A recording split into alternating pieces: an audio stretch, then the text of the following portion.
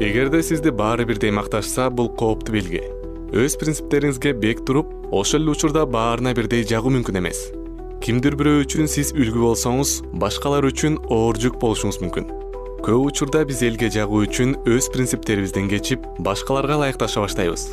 Кинги Фридман, эгер сизди баары абдан жакшы көрсө, демек сиз бир нерсени туура эмес кылып жатасыз деген. Бул Иса Машаяктын эгерде адамдардын баары силер жөнүндө жакшы айтышса, силерге кайгы деген сөздөрүнө үндөш. Жалган пайгамбарларды, башкача айтканда кой терисин жамынган карышкырларды дал ушундай макташчу. Анткени алар элдин кулагына жагымдуу гана нерсени айтышкан. Ал эми чыныгы пайгамбарлар өмүрүн тобокелге салып, адамдарга жакпаса дагы Кудайдын чындыгын айтышкан.